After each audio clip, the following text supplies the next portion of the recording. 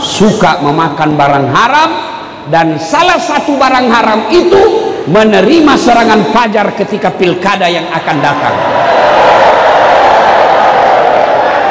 Kau tepuk tangan baru kau semua pelakunya. Saya mau tanya, kalau kau terima 300.000, kau kaya tidak? Kalau kau terima 1 juta, kaya tidak? Enggak.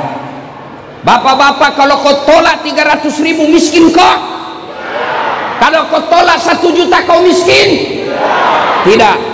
Tapi yang pasti, kau terima sogok itu menentukan siapa pejabatmu yang akan datang.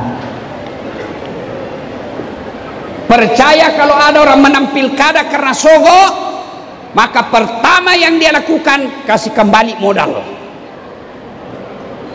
Modal dari mana dia dapat? Dari proyek pembangunan.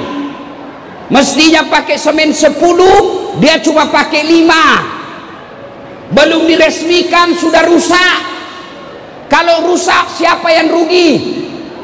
Siapa yang rugi? Masyarakat. Tim sukses yang dapat proyek.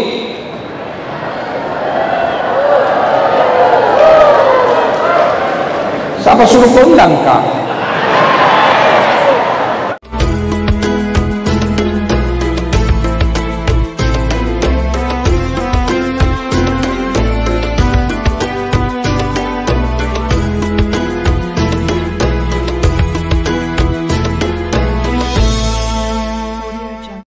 Bapak-bapak lihat enggak ini?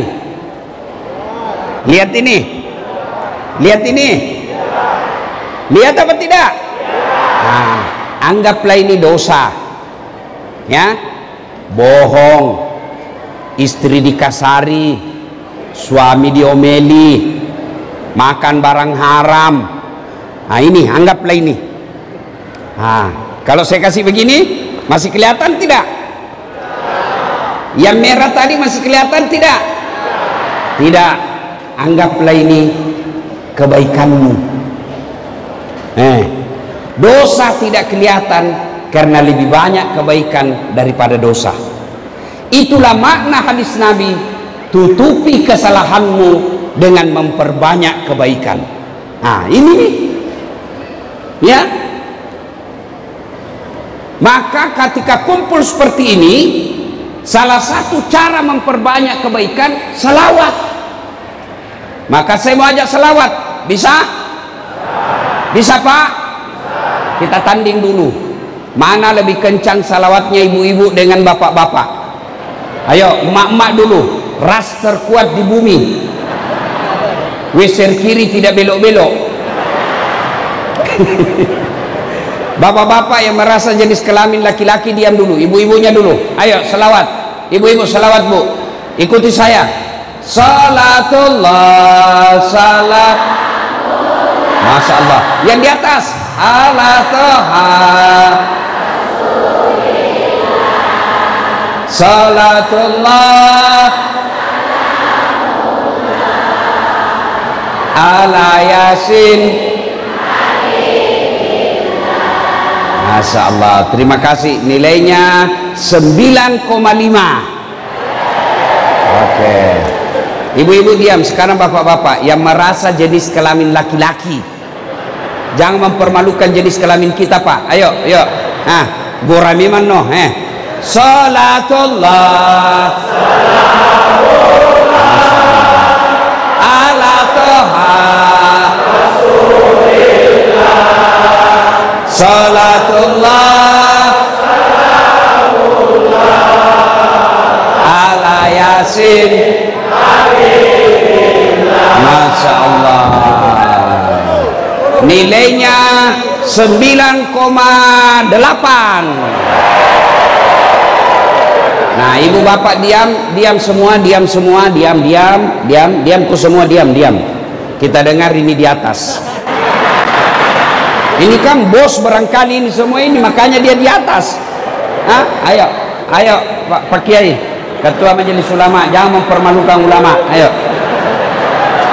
Diam kau, dengar kau semua. Ayo. Salatullah. Salamullah.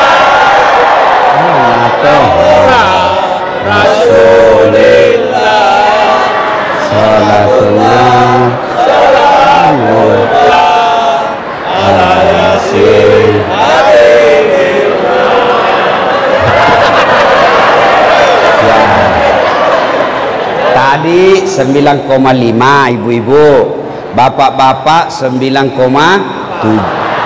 Sekarang 9,9. Kenapa? Ini suaminya Ibu Peggy yang undang saya. Ayo semua sama-sama, kita sama-sama, semuanya, bapak ibu saudara-saudara sekalian, ayo kita salawat kepada Rasulullah Muhammad SAW. Mudah-mudahan salawat itu menutupi dosa-dosa kita, itu yang disebut syafaat. Ayo salawat semua, ayo semuanya yang di atas. Salatullah Rasulillah, salatullah salamullah ala yasin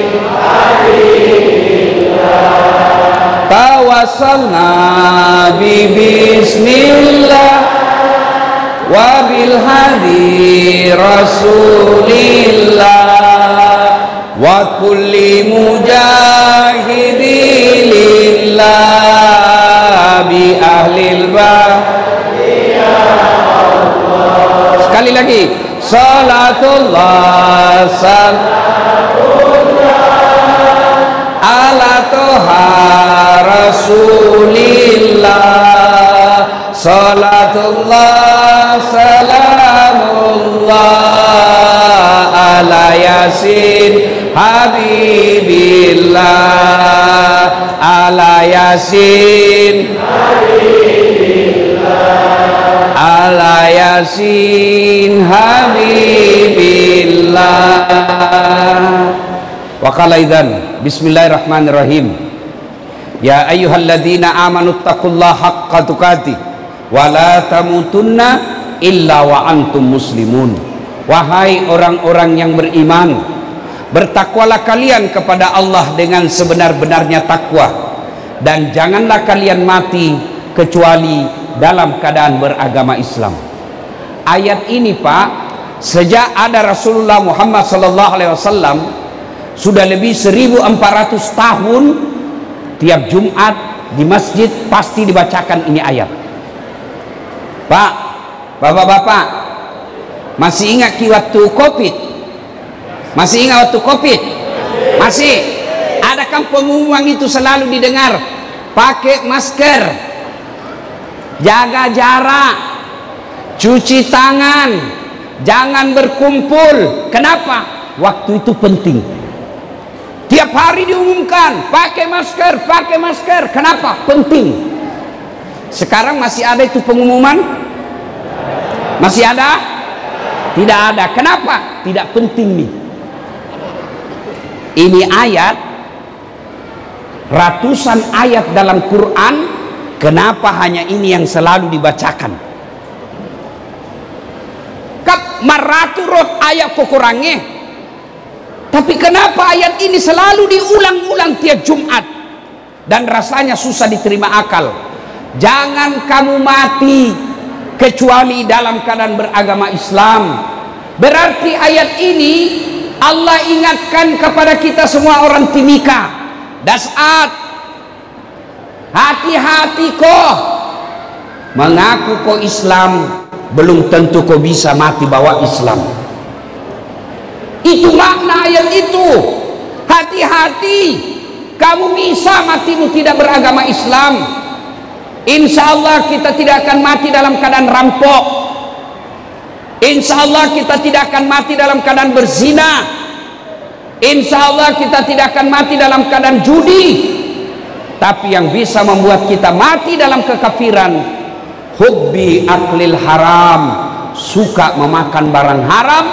Dan salah satu barang haram itu menerima serangan fajar ketika pilkada yang akan datang. Kau tepuk tangan baru kau semua pelakunya. Wani piro. Pak, saya serius ini, tolong dengar.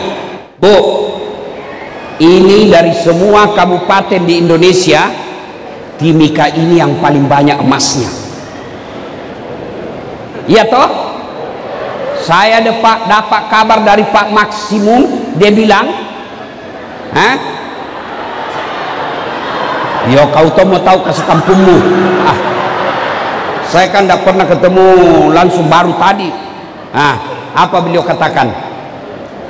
7 triliun PAD-nya ini Timika.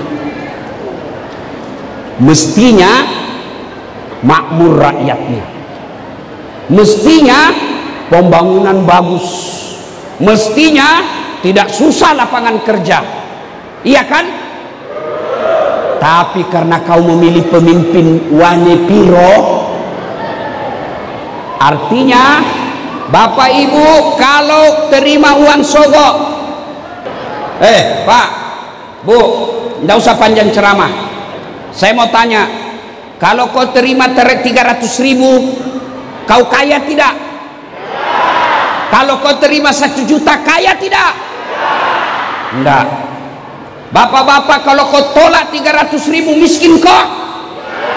Kalau kau tolak 1 juta, kau miskin? Tidak. Tapi yang pasti, kau terima sogok itu menentukan siapa pejabatmu yang akan datang. Percaya kalau ada orang menang pilkada karena sogok, maka pertama yang dia lakukan, kasih kembali modal. Modal dari mana dia dapat? Dari proyek pembangunan. Mestinya pakai semen 10, dia cuma pakai 5. Belum diresmikan sudah rusak. Kalau rusak, siapa yang rugi? Siapa yang rugi? Masyarakat. Tim sukses yang dapat proyek.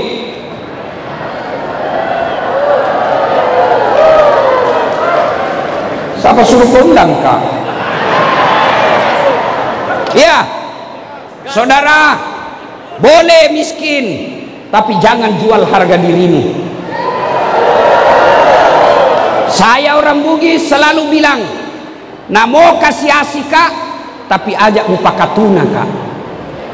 Biar saya miskin, tapi jangan kau hina saya dengan 300.000.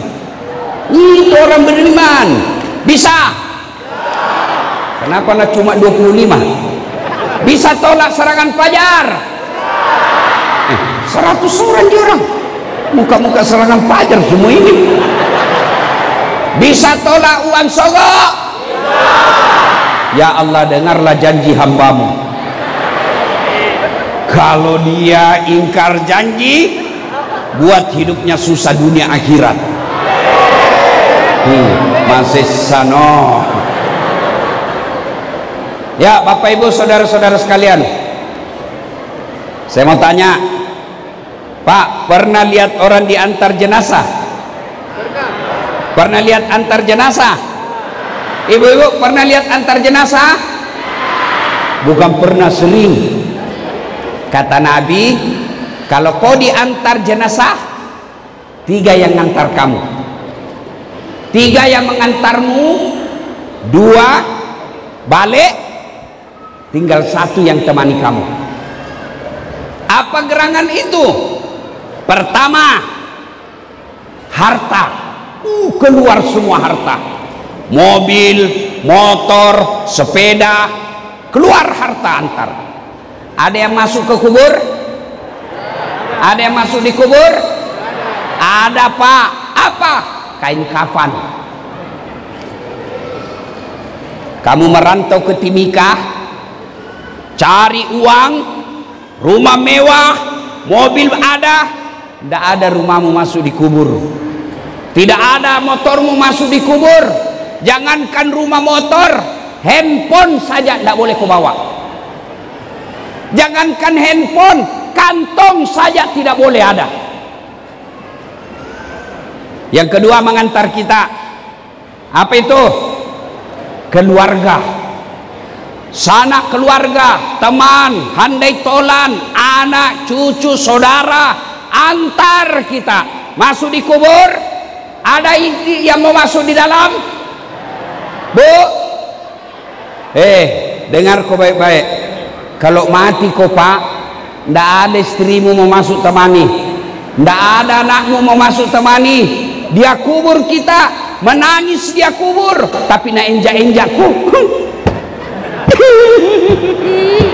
Iya toh, dia menangis tapi nak enjak-enjakku.